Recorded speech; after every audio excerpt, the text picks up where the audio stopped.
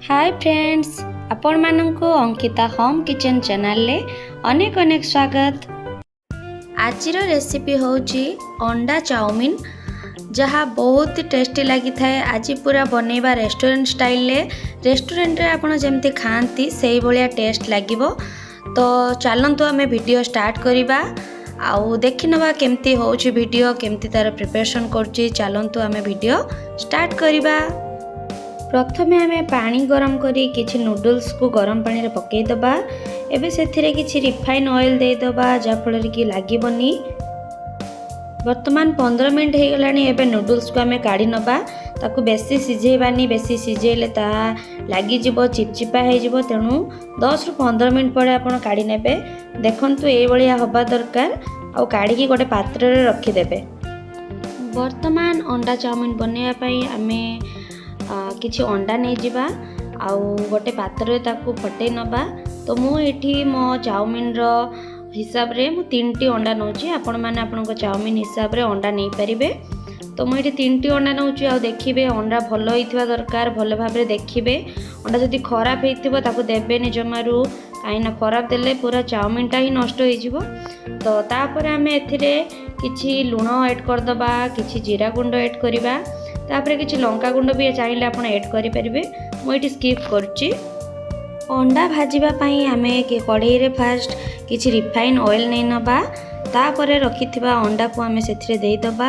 आ भलो भाबरे ताकू गळै नबा, भलो भाबरे ताकू भांगी दबा। काहे कि ना अंडा को जदि आमे छोटे छोटे न करियो ता चाउमिन रे भलो भाबरे मिसिबनी। ताकू भलो भाबरे छोटो छोटो करि नबा। देखि पारथबे एई भलिया हबा दरकार।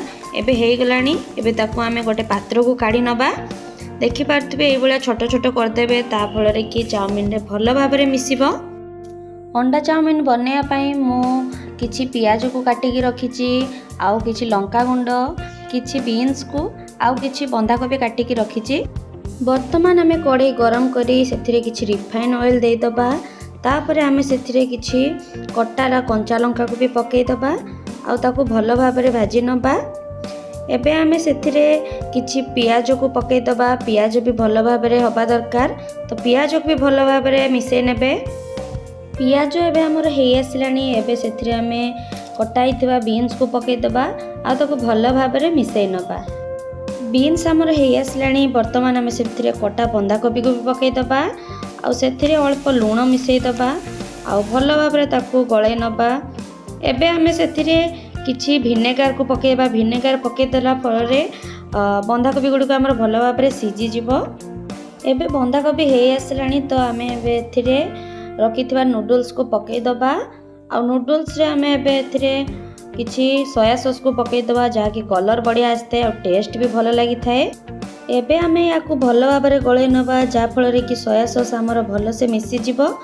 आ भलो भाबरे चाउमिन रे मिसी गले कलर टा तार बढ़िया आस जिवो। वर्तमान आमे एथिरे किछि मैगी मसला को ऐड कर दबा। आउ स्वाद अनुसार किछि लंका गुंड को भी ऐड करिबा, किछि जीरा गुंड भी ऐड करिबा। तापरे मध्य किछि आपण चाइले धनिया गुंड भी ऐड करि परिबो। मैं एठी ऐड करू नाही। तो देखि पारथबे एबे भलो से भाजी हेई आसलानी।